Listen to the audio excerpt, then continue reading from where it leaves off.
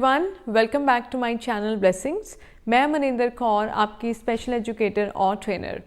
बहुत ही स्पेशल सा टॉपिक लेके आई हूँ, tips to help your child with autism at home. Actually ये वीडियो बनाने का मकसद भी यही है कि लास्ट टाइम हम वीडियो लेके आए हैं वर्चुअल ऑटिज़म पे। अब बताने से मकसद पूरा नहीं होगा जब तक पेरेंट्स को टिप्स पता नहीं चलेंगे कि ठीक है अभी वर्चुअल ऑटिज़म हो चाहे क्लासिक ऑटिज़म हो, थेरेपीज एज इट इज़ चलेंगी। ओके जहाँ पे फ़र्क आएगा वो है रिजल्ट्स में, you can say fast improvement में, यू कैन से। बट मेरे को ऐसा लगा कि मैंने शायद अभी इनकम्प्लीट काम किया है। बता दिया वर्चुअल ऑटिज़म क्या है, बट पेरेंट्स को ये तो बताना भूल गए कि वर्चुअल ऑटिज़म अभी देखिए स्टार्टिंग में अगर कोई टोडलर है, छोटे छोटे बच्चे हैं 9 महीने के, 10 महीने के, उन पेरेंट्स को कौन बताएगा कि एक्चुअल में आपका बच्चे में ऑटिज़म के या वर्चुअल ऑटिज़म के क्या क्या ऐसे सिम्टम्स हैं जिससे आप red flags you can say, जिससे आप लोग अलर्ट हो सकते हो कि अच्छा this is the right time. अभी जो ऑडियंस हमारे साथ जुड़ी हुई है वो है 2.5 साल के ऊपर वाले बच्चों की ऑडियंस, राइट, कि जिनके बच्चे को ऑटिज़म डायग्नोस हो चुका है या स्पेशल एजुकेटर्स हैं या अदरवाइज प्रोफेशनल्स हैं। बट अभी हमें कहाँ पहुँचना है, हमें यहाँ इस रूट्स तक पहुँचना है कि जो बच्चे अभी 9 महीने के हैं, 10 महीने के हैं या अदरवाइज हैं, जिनके सिम्टम्स पेरेंट्स को दिख रहे हैं बट वो इग्नोर कर रहे हैं कि नहीं नहीं ऐसा तो और बच्चे भी करते होंगे। आज हम उन सिम्टम्स के बारे में बात करेंगे ताकि अगर 9 महीने में ये सिम्टम दिख रहा है तो आप लोगों को पता चल जाए कि अभी this is the right time कि स्क्रीन टाइम बंद करना है, रेदर देन कि मैं सोचूं 2.5 साल से पहले तो ऑटिज़म डायग्नोस नहीं होता, तब तक स्क्रीन टाइम देने दो, तब तक तो फिर छूट जाएगा तो इसलिए ये वीडियो बनाने का ज़रूरत फील हुआ। तो आज मैं आपको एक और चीज़ मैं आपको बताती हूँ कि देखिए मैं अपने एफर्ट्स हमेशा ही 100% रखती हूँ कि आप लोगों को बेस्ट से बेस्ट मैं समझा सकूँ। बट क्योंकि अभी भी वीडियोस आ रही हैं उसी तरीके से, बॉटल फीड पे इतना बताया तो भी वीडियोस आ रही हैं कि बच्चे की बॉटल सामने मेरे को दिख जाती है पड़ी हुई वीडियोस में, राइट। स्क्रीन टाइम के बारे में बात करें तो भी एज इट इज़ चल रहा है। तो आज मैं आपको रीत के छोटे छोटे क्लिप्स डालूंगी कि जिस बारे में मैं बात कर रही हूँ वो एक्चुअल में है क्या। अगर मैं पैटर्न की बात कर रही हूँ तो क्या, कौन सा पैटर्न, मेरे को लगता है कि शायद अभी तक हम बात आप तक सही तरीके से पहुँचा ही नहीं पाए हैं। तो सबसे पहले हम बात करेंगे रेड फ्लैग्स के बारे में। आज का ये वीडियो मेरे हिसाब से आई ओपनिंग होगा क्योंकि आज हम वो चीज़ें डिस्कस करेंगे जो गूगल पे नहीं है, जो थियोरेटिकली हम लोगों ने नहीं सीखी हैं, बट येस अपने एक्सपीरियंस से प्रैक्टिकली बच्चों को देखा है। आज हम उन चीज़ों के बारे में बात करेंगे। सबसे पहला जो रेड फ्लैग है या आपको ये काम नहीं करना है, इस बारे में है ये वीडियो। सबसे पहली बात है कि आप लोग हमेशा मार्केट जाते हो, अपने बच्चों के लिए वुडन पजल्स खरीदते हो। आपका फर्स्ट प्रेफरेंस होता है अल्फ़ाबेट्स या नंबर्स या अ आ ई स्वर, राइट। क्यों ऐसा हम लोग करते हैं? ताकि बच्चे को एकेडमिकली भी ये चीज़ उसको फ़ायदा करे। बट आप लोगों को ये बात पता होनी चाहिए कि अगर बच्चे का इंटरेस्ट सिर्फ अल्फ़ाबेट्स में और नंबर्स में ही आ रहा है तो it's a alert, you can say it's a red flag. अभी आई डोंट नो कि ये कहीं पे लिखा गया है कि नहीं, बट ये कॉमन चीज़ है। अगर आप लोग अपने अपने बच्चों में ये चीज़ देखेंगे तो इन बच्चों को अल्फ़ाबेट्स और नंबर्स में बहुत इंटरेस्ट है। अभी हम लोगों को क्या करना है, आप लोग प्लीज़ प्रीवियस टाइम में, इनिशियल टाइम में आप लोग अल्फ़ाबेट्स नंबर्स को थोड़ा सा कम दीजिए। आपको वुडन पजल खरीदने हैं, आप ट्रांसपोर्ट वाटर ट्रांसपोर्ट्स के खरीद सकते हैं, फ्लावर्स खरीद सकते हैं, बर्ड्स खरीद सकते हैं, अल्फ़ाबेट्स नंबर्स खरीद सकते हैं, बट आपको ये चीज़ें ऑल्टरनेटिवली देनी है। अगर आप मार्केट जा रहे हैं शॉपिंग के लिए तो कम से कम 2 पजल खरीद के लाइए। अगर आपको अल्फ़ाबेट्स खरीदना है तो साथ में आप कुछ और खरीदेंगे और बच्चे को ऑल्टरनेटिवली कराएंगे। अब ये कहने का क्यों मैं इस तरीके से कह रही हूँ कि ऑल्टरनेटिवली कराएंगे, तो यहाँ पे हमारा दूसरा पॉइंट आता है कि आप लोगों को पता होना चाहिए कि ऑटिज़म में एक सेम सिम्टम हर बच्चे में है, रेपिटेशन। और रेपिटेशन कब फिक्सेशन में बन जाएगी आपको पता ही नहीं चलेगा, राइट। अगर आप एक चीज़ सेम करा रहे हैं, बहुत सारे पेरेंट्स से अपॉइंटमेंट्स में बात होती हैं, उनको ये वर्ड नहीं समझ में आता कि ma'am what is called fixation. Fixation का मतलब होता है कि मुझे अल्फ़ाबेट का वुडन पजल ही चाहिए, मुझे और किसी चीज़ में कोई इंटरेस्ट नहीं है, मुझे नंबर वाला ही वुडन पजल चाहिए, मुझे आज उसी कलर का जीन्स पहनना है, मुझे उसी कलर की टी शर्ट पहननी है, बट ये हुआ कैसे? क्योंकि हमने बीच में इंटरवीन ही नहीं किया, और इंटरवीन करने का जो स्टार्टिंग पॉइंट है वो है ऑल्टरनेशन। अगर आप बच्चे के टारगेट में खुद से ही फ्लेक्सिबिलिटी रखेंगे तो बच्चे का कभी भी फिक्सेशन नहीं आएगा। ये चीज़ें आप बहुत मैटर करती हैं, believe me. Okay, third point is कि जब भी आप बच्चे को वुडन पजल दे रहे हैं, अभी पहले हम रीत का वीडियो देखेंगे कि मैं किस बारे में बात कर रही हूँ कि बच्चा हमेशा वुडन पजल को ऐसे गोल गोल घुमाता है। तो पहले हम रीत का वीडियो देखेंगे, इस मूवमेंट के बारे में बात कर रही। तो मैं हमेशा से आप लोगों को सेम चीज़ समझाने की कोशिश कर रही हूँ, या तो मुझे समझाना नहीं आया कि ये वीडियोस मैं पहले डालती कि स्पिनिंग हम किसको कहते हैं। देखिए, अदरवाइज जब बच्चे छोटे छोटे होते हैं ना, तो हम स्पिनिंग खुद इंट्रोड्यूस करते हैं, हम मार्केट से टॉप खरीद के आते हैं, लट्टू जिसको हम कहते हैं, तो बच्चा करता है, इट्स परफेक्टली फाइन। अगर हर चीज़ में वो इसी तरीके से, जैसे रीत वीडियो में आपको घुमा के दिखा रही है, अगर बच्चा इसी तरीके से घुमा रहा है और इस तरीके से उस चीज़ को देख रहा है, इट मीन्स कि द बच्चा इज टेकिंग विजुअल स्टिमुलेशन। तो आपको इस चीज़ का बहुत ध्यान रखना है ताकि हम ऑन टाइम इस चीज़ को पकड़ सकें और कम कर सकें, राइट।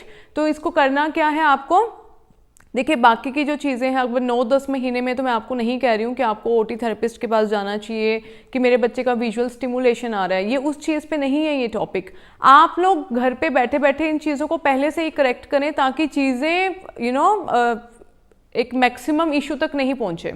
तो जब भी बच्चा इस तरीके से घुमा रहा है, आप उसको फास्ट प्रॉम्प्ट देंगे, आप अपने मन के अंदर बोलेंगे दिस इज़ नॉट अलाउड, बच्चे को कुछ नहीं कहेंगे, आप उसका हाथ पकड़ेंगे, फुल फिजिकल प्रॉम्प्ट देके उस चीज़ को वहाँ पे लगाएंगे। आप देखिएगा, अगर बच्चे के चांसेस हैं ऑटिज्म में जाने के लिए और आप इस तरीके से अपने बच्चे का करेक्शन कर रहे हैं, तो प्रॉब्लम अपने आप विद इन 14 to 15 डेज वो अपने आप सीधा डालना शुरू कर देगा। ठीक है जी। अब हम आते हैं फोर्थ पॉइंट पे। कई बच्चे आप लोग देखेंगे ऑटिज्म में डेफिनेटली ये सिम्टम भी प्रेजेंट होता है कि वो बच्चे कार के व्हील्स को ऑब्जर्व करते हैं। अब मैं अपॉइंटमेंट्स लेती हूँ, आप लोगों को मेरी बात ही नहीं समझ में आती कि मैम कैसे ऑब्जर्वेशन, कि अदरवाइज तो सारे बच्चे टॉयज़ के साथ खेलते हैं, ट्रांसपोर्ट्स के साथ खेलते हैं, कि हमें नहीं समझ में आ रहा कि आप उस प्रॉपर व्हील्स की ऑब्जर्वेशन क्या होती है वो। तो अगेन आप रीत का वीडियो देखिए, आपको समझ में आएगा कि मैं किस ऑब्जर्वेशन के बारे में बात कर रही हूँ। ये देखिए, बच्चा इसमें पर्टिकुलरली सिर्फ व्हील से स्टिमुलेशन ले रहा है। तो रीत का वीडियो देख के आपको पता चला होगा कि मैं किस ऑब्जर्वेशन की बात कर रही हूँ। मैं आपको बताती हूँ, कोई भी टॉय है, बच्चा उसके अपर बॉडी को ऑब्जर्व नहीं कर रहा, जो चीज़ रोटेट कर रही है बच्चा उस चीज़ की तरफ ध्यान है rather than the whole body. Okay, तो ये भी एक रेड फ्लैग है। आपको एक तो बहुत मेरे को देख देख के बड़ा सरप्राइज लगता है कि प्यार अपनी जगह है, पैम्परिंग अपनी जगह है। कुछ कुछ बच्चों की वीडियोस ऐसे आते हैं कि एक एक वीडियो में मेरे को कम से कम 30 से 35 ट्रांसपोर्ट्स दिखाई देते हैं। तो आप प्लीज़ कोई भी चीज़ ना, हर चीज़ एक नॉर्मल रेंज में होगी तो बच्चे को कुछ नहीं होने वाला। जब आप किसी भी चीज़ को एक्स्ट्रा फीड कर रहे हैं, चाहे वो एक्स्ट्रा पैम्परिंग है, एक्स्ट्रा स्टबर्ननेस है, एक्स्ट्रा ही आप घर का माहौल को डिसिप्लिन बना के बैठे हैं, तो भी प्रॉब्लम आएगा। ठीक है जी। तो कोई भी चीज़ एक्स्ट्रा ट्रांसपोर्ट्स मार्केट से अगर आप लोग का बच्चा बार बार जिद कर रहा है, तो मेरे को लगता है यहाँ से भी आपको समझ जाना चाहिए। Okay, so fifth point is कि आप लोग अगर नोटिस करेंगे तो ऑटिज्म में बच्चा पैटर्न बनाता है। अब बहुत सारे पेरेंट्स कहते हैं कि मैम आप पैटर्न किसको कहते हैं, तो पहले रीत का हम वीडियो देखते हैं। देखो, बच्चे को ना एक ही पैटर्न में चीज़ें रखने के लिए आपको मना करना है। ये एक बहुत ही बड़ा रेड फ्लैग है। चाहे ये चीज़ें गूगल पे नहीं लिखी गई हैं, बट आपको अपने बच्चों को इन चीज़ों से रोकना है। ओके, आपने रीत का वीडियो में देखा कि पैटर्न एक लाइन में होगा। ओके, चाहे बच्चा, बहुत सारे पेरेंट्स कहते हैं कि मैम हमारा बच्चा ना स्लीपर्स को, चप्पलों को यू कैन से एक सीरीज में लगाता है, कपड़े दे तो कपड़ों को सीरीज में लगाना शुरू करेगा, वाटर बॉटल्स छोटे साइज की जो आती है उनको सीरीज में लगा रहा है। तो कभी भी बच्चा इस तरीके के पर्टिकुलर पैटर्न्स बनाएगा तो it is a red flag कि कहीं ना कहीं डेवलपमेंट में कुछ ना कुछ डिलेज आने वाले हैं या दिक्कत आ रही है। बट येस, अगर इनमें से कोई भी एक सिम्टम प्रेजेंट होगा तो आपको टेंशन लेने की ज़रूरत नहीं है। एक सिम्टम आ गया तो साथ के साथ और सिम्टम्स भी आएंगे, तब आपको वरीड होना है। अदरवाइज भी नॉर्मल पेरेंटिंग का हम लोग ध्यान रखेंगे कि गलत काम अपने बच्चे को हम इंट्रोड्यूस ही नहीं करेंगे। ठीक है जी। अब मैं आपको बात बताती हूँ फिक्सेशंस कैसे आती हैं, बिहेवियर्स में ये चीज़ें कैसी चली जाती हैं, क्यों बच्चे के कंपल्शंस डेवलप हो जाते हैं। कंपल्शंस मीन्स कि अगर मुझे ये पैटर्न ऐसे बनाना है तो मेरे को ऐसे ही बनाना है। देखिए मैं ना आपकी जगह पे अगर मैं जाऊँ तो आई कैन वेल अंडरस्टैंड कि आपका बच्चा एक टाइम पे कुछ भी नहीं कर रहा, दूसरे टाइम पे वो उसने ब्लॉक्स लगाने शुरू कर दिए, तो आप लोग बहुत खुश होते हो and I can understand your happiness also. आप लोग क्लैपिंग करते हो, आप लोग शाबाश देते हो, आप लोग हगीज करते हो, जिससे बच्चे का बिहेवियर रीएनफोर्स हो जाता है। रीएनफोर्स मीन्स उसको लगता है कि नहीं नहीं मैं तो I am going very good, कितने खुश हैं मेरे मम्मी पापा। तो बच्चे को ये नहीं पता था कि इस तरीके से पैटर्न में बनाना इज अ सिम्टम। ओके, हम लोग इसको मोटिवेट करते हैं कि बिल्कुल सही जा रहा है बच्चा, clap hands and all stuff. आपको अब इस वीडियो को देखने के बाद यू नीड टू अंडरस्टैंड कि अगर बच्चा इस तरीके से लगा रहा है तो आपको इंटरवीन करना है, आपको उसका पैटर्न ब्रेक करना है, ठीक है जी, ताकि उसका फिक्सेशंस हो ही ना। अभी इसी पे मैं आपको एक और एग्जांपल दूंगी सो दैट आप लोग जो भी वीडियोस देख रहे हो ना, आप लोग कोई ना कोई एग्जांपल आपसे रिलेट करेगी फॉर श्योर। बच्चा टी शर्ट पहन रहा है, बच्चा पैंट्स पहन रहा है, उसके अगर खाते समय कुछ ना कुछ गिर गया टी शर्ट पे तो उस बच्चे को बड़ी इरिटेशन होनी शुरू हो जाती है कि बच्चे को होता है कि मेरे को फटाफट से कपड़े चेंज करने हैं। अगर हम इसी का स्टार्टिंग पॉइंट देखें कि बच्चा गंदगी बर्दाश्त नहीं कर पा रहा, बीइंग अ पेरेंट हमें लगता है कि बहुत ही अच्छी बात है कि देखो मेरा बच्चा कितना सफाई पसंद है। But please try and understand, अगर एक बच्चा 2.5 साल का बच्चा अगर इतना सफाई पसंद है तो this is not age appropriate, ठीक है जी। तो आपने आज के बाद एज अप्रोप्रिएट जो टारगेट्स हैं उन्हीं को एक्सेप्ट करना है। अगर उससे बाहर कोई चीज़ जा रही है तो इट मीन्स कि it can be a symptom. Okay जी। नेक्स्ट पॉइंट इज़ कि पेरेंट्स हम हमेशा बच्चे की मेंटल हेल्थ पे फोकस रहते हैं और हम खुद को कहीं ना कहीं भूल जाते हैं। तो आपको ध्यान रखना है कि अगर आप बच्चे की मेंटल हेल्थ पे फोकस कर रहे हैं और आप खुद स्ट्रेस्ड आउट हैं, आप कंफ्यूज्ड हैं, तो आपकी जो क्वालिटी है ना, आपका काम करने का तरीका है, आप जल्दी फ्रस्ट्रेट होंगे, जल्दी पेशेंस लूज़ कर देंगे, फिर आप बोलेंगे कि मैम मुझसे नहीं है मेरा बच्चा हैंडल हो रहा। ओके, तो मैं आपको आज एक ऐसा ऑनलाइन कम्युनिटी के बारे में बताऊंगी जिसको पर्सनली मैं यूज़ कर रही हूँ और उसका नाम है स्किलशेयर। पेरेंट स्किलशेयर एक ऑनलाइन लर्निंग कम्युनिटी है जहाँ पे आपको अनलिमिटेड एक्सेस मिलता है 1000 of classes which are all curated by industry leaders and experts. देखिए स्किलशेयर में आपको सिर्फ स्किल डालना है कि आपको पर्सनली किस चीज़ में इंटरेस्ट है, क्योंकि बिफोर मैरिज, शादी के बाद फिर बच्चे बहुत टाइम सब हर चीज़ में जाता है और हम अपने लिए टाइम निकालना भूल जाते हैं। तो दिन में कम से कम हाफ एन आवर आप अपने लिए निकालेंगे और मुझे लगता है उसके लिए स्किलशेयर एक बहुत ही अच्छा प्लेटफॉर्म है कि आपको जिस चीज़ में इंटरेस्ट है आप टाइप करो, लेसन प्लान्स खुल जाएंगे, बहुत ही सॉर्टेड है सब कुछ। मीन्स लेसन प्लान्स तो खुलेंगे ही, साथ में टाइमलाइन आ जाती है कि अच्छा ये आपको सिखाया जाएगा इतने टाइम में। ओके, और अदरवाइज़ हमें ये प्लस पॉइंट नहीं मिलता है कि आपको जो भी लेसन प्लान्स आएंगे उसमें वो एड फ्री हैं। इट मीन्स कि आपको कोई भी डिस्ट्रैक्टर या कुछ भी इंटरप्ट बीच में नहीं किसी के थ्रू किया जाएगा, आप फोकस्ड रहेंगे। आप अपना दिन स्टार्ट करने से पहले ही आप उस तरीके से स्केड्यूल कर सकते हैं कि अच्छा मुझे आज वो लेसन प्लान करना है, 7 मिनट का वीडियो है तो मैं उस टाइम पे देख लूँगी।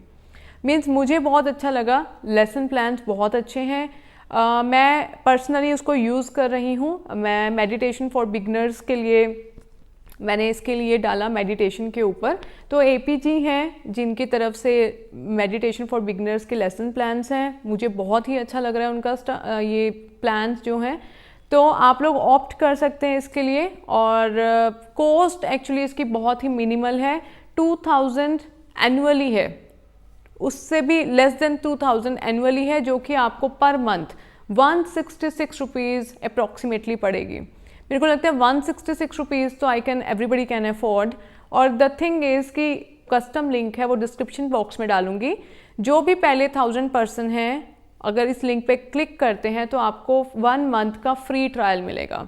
सो मेरे को लगता है आप you should go for it, एक ट्रायल लेके देखें और then you can opt for annually subscription also. Parents, next point is कि बहुत सारे पेरेंट्स की कॉल्स आती हैं कि मैम हमने शुगर बंद कर दिया, मैंने बॉटल फीड बंद कर दिया, स्क्रीन टाइम कम किया, हुआ क्या कि आपने कहा था कि इन सब को बंद करने से ना मेरे बच्चे का बिहेवियर बहुत अच्छा होने वाला है, बट हो उल्टा गया। मैंने शुगर बंद किया, मेरा बच्चा अब सारा दिन मेरे कंट्रोल में नहीं आता। देखिए आपको ना कुछ लॉजिक्स अंडरस्टैंड करने पड़ेंगे। देखिए एक चीज़ है, अगर सपोज़ मैं एग्जांपल लेती हूँ कि अपने बच्चे को ना मैं 8 घंटे का स्क्रीन टाइम दे रही हूँ।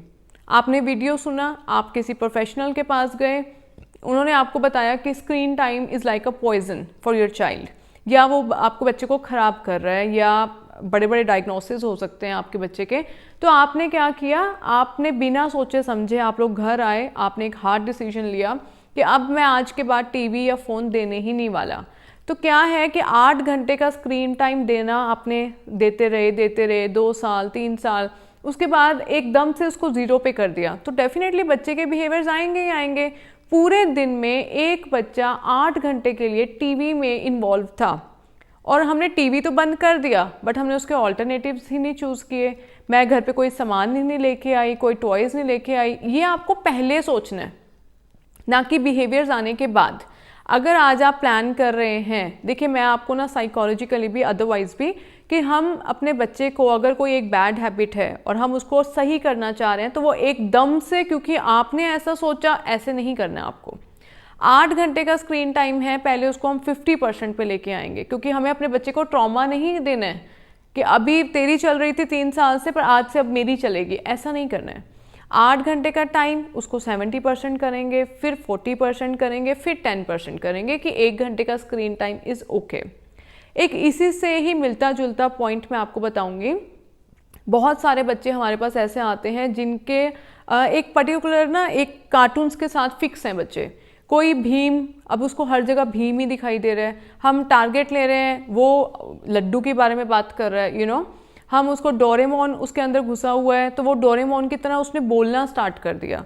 बहुत सारे बच्चे ऐसे आते हैं, इवन पेरेंट्स हंसते हैं जब हम अपॉइंटमेंट्स में ना, कि देखिए मेरा बच्चा तो नॉर्मल इंग्लिश में बात ही नहीं करता है, उसका एक्सेंट ही बाहर का है। तो आपको इस चीज़ से अंडरस्टैंड करना चाहिए। इट मीन्स कि उसने आपकी आवाज़ तो कभी सुनी ही नहीं। आपकी आवाज़ सुनी होती तो आप लोगों का एक्सेंट आना चाहिए था ना। अगर वो बोल रहा है लाइक कुछ भी, अगर उसको पेंसिल बोलना है तो ही इज़ नॉट सेइंग, अब हमारा इंग्लिश पेंसिल और बच्चा बोल रहा पेंसिल, तो इट मीन्स कि उसने टीवी में ही ये लैंग्वेज को लर्न किया है। तो आप इस चीज़ को अंडरस्टैंड करें कि टीवी तो हमने कम देना ही देना है, बट घंटे भी कम करने हैं, तो आपको स्लोली करने हैं, एकदम से ट्रॉमा नहीं देना है बच्चे को। और एक पॉइंट कि एक चीज़ को आप बार बार नहीं दिखाएंगे, फिक्सेशन का ही बात है, बट सेमनेस नहीं होना चाहिए। कंटेंट का आप बहुत ध्यान देंगे, अग्रेसिव कंटेंट अपने बच्चे को नहीं दिखाएंगे। जो कार्टून कैरेक्टर्स बहुत जंपिंग कर रहे हैं, बहुत फाइटिंग कर रहे हैं, इस तरीके का आप कार्टून बच्चे को नहीं दिखाएंगे। एक ही तरीके का आप लोग नहीं दिखाएंगे, या कुछ पेरेंट्स राइम्स ही दिखा रहे हैं तो बच्चा रिदमिक ही हो गया, स्पीच नहीं बोल रहा बट पूरी राइम्स बोल रहा है, मम्मा पापा नहीं बोल रहा।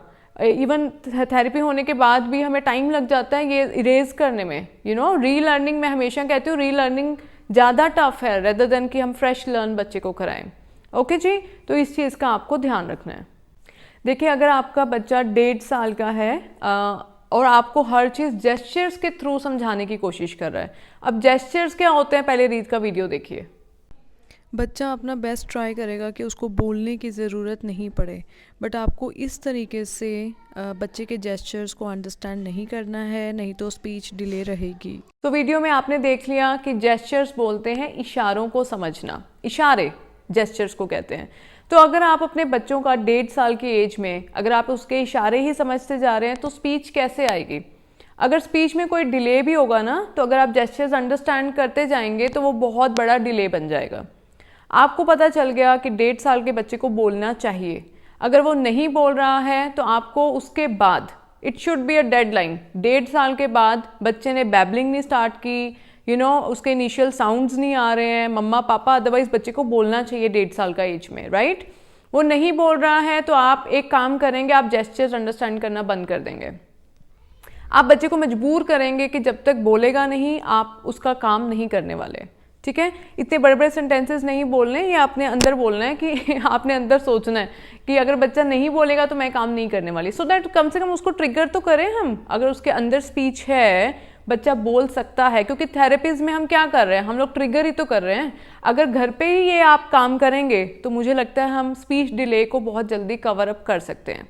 सो प्लीज़, आप लोग कहते हैं कि मैम हम क्या करें, हमें करना पड़ता है, बट प्लीज़ थोड़ा सा इनपुट डाल के देखिए, जेस्चर्स को कम अंडरस्टैंड कीजिए तो बच्चा इनिशिएट करना शुरू करेगा। बच्चों को ब्राइबिंग कम करेंगे कि अच्छा, बहुत सारे पेरेंट्स की वीडियो आती है कि मैम मेरा बच्चा देखो कितना अच्छा काम कर रहा है, और साथ में आपके हाथ में चिप्स होते हैं, आपके हाथ में जेम्स होती हैं कि ये देख जेम्स देख, और फटाफट लिखना शुरू कर दे। अच्छी राइटिंग करोगे, ये करोगे तो then you will get gems. ये काम नहीं करना है आपने। मैं हमेशा से कहती हूँ, आज आप ब्राइबिंग कर रहे हो, कल बच्चा आपको ब्राइबिंग करना सिखाएगा आगे जाके कि मम्मा अगर आप ये दोगे तो मैं ये करूँगा।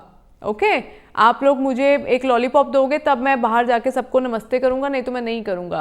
तो आप अगर ब्राइबिंग करेंगे तो आने वाला टाइम यही है, ठीक है। एक और बहुत इंपॉर्टेंट पॉइंट है कि आप लोग इंटेरोगेट कम करेंगे, नॉर्मल लैंग्वेज में हम लोग बात करेंगे। आपको कुछ इंट्रोड्यूस करना है तो आप बोलेंगे ये आइसक्रीम है, आप ये नहीं बोलेंगे ये क्या है, आइसक्रीम कैसी होती है, आइसक्रीम में कितने कलर्स हैं। ये आपका अभी तो मैंने इंट्रोड्यूस ही नहीं किया, तो how I can interrogate a child, ठीक है। तो छोटी छोटी चीज़ें हैं, अगर आप घर पे ही इसको करेक्ट कर लेंगे छोटे छोटे बच्चों पे ही, तो आपको अगर थेरेपी चलानी भी पड़ेगी तो वो ज़्यादा लॉन्ग रन नहीं चलेगी, लॉन्ग टर्म नहीं चलेगी।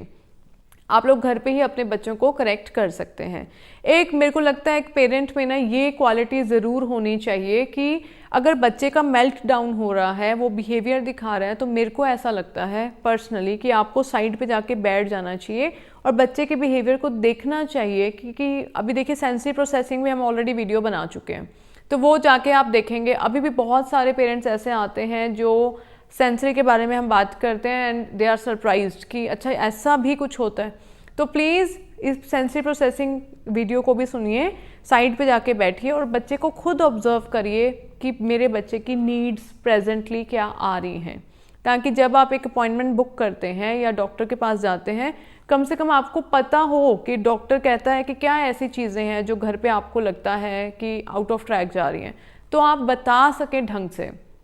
सो पेरेंट्स, ये मेरी तरफ से टिप्स थे। शुगर कम देना है, बॉटल फीड नहीं देना है, दूध इतना इम्पॉर्टेंट नहीं है कि 5-5 साल तक आप बॉटल फीड करा रहे हैं तो स्पीच डिले आएगा ही आएगा, ठीक है जी। 250 ग्राम्स बच्चा दूध पी रहा है तो बहुत अच्छा है, ओके। आप लोग एलमंड्स दे सकते हैं बच्चे को, वॉलनट्स दे सकते हैं। ओमेगा 3 का सप्लीमेंट क्या है, घर में ही है। फ्लैक्स सीड्स आपको लेने हैं, उसको तवे पे ड्राई रोस्ट करने हैं, मिक्सी में उसका पाउडर बना लेना है और वो बच्चे को आप दे सकते हैं। बहुत अच्छा ओमेगा 3 का सप्लीमेंट है। बहुत इंपॉर्टेंट पॉइंट कि अगर स्टार्टिंग से ही आपका बच्चा हार्ड फूड खाना ही नहीं चाह रहा, आप लोग बहुत कन्वीनियंटली कहते हैं कि बच्चा मेरा 6 साल का है और अभी तक हम मिक्सर में उसको मैश कर करके खाना दे रहे हैं, ऐसा मत कीजिए प्लीज़। अगर बच्चा बहुत लॉन्ग टाइम के लिए ये कर रहा है तो definitely you should go to an occupational therapist, जो कि उसका ओरल मोटर भी चेक करेंगे और उस पर काम भी करेंगे, ठीक है जी। तो मेरी तरफ से ये मुझे लगता है कि these are all the alarming signs, और अगर आप लोग इन चीज़ों को टाइमली इस चीज़ पे काम करेंगे तो अगर दिक्कत आनी भी होगी तो वो बहुत माइल्डर लेवल पे आएगी। So thank you so much. Hope करूँगी कि अभी जो पेरेंट्स 2.5 साल से ऊपर हो चुके हैं जिनके बच्चे, तो प्लीज़ थोड़ी सी एम्पैथी फैक्टर लेके आएँ। जिन बच्चों को हम अभी सेव कर सकते हैं, जिनके अभी ये सिम्टम्स स्टार्ट हुए हैं, वीडियो को शेयर करेंगे तो उनको पता चलेगा टाइमली कि हम लोग घर पे भी इन चीज़ों को कंट्रोल कर सकते हैं, और उनको पता चलेगा कि राइट टाइम क्या है एक डॉक्टर को विजिट करने का। So thank you so much. Keep sharing my videos and subscribe my channel. Thank you.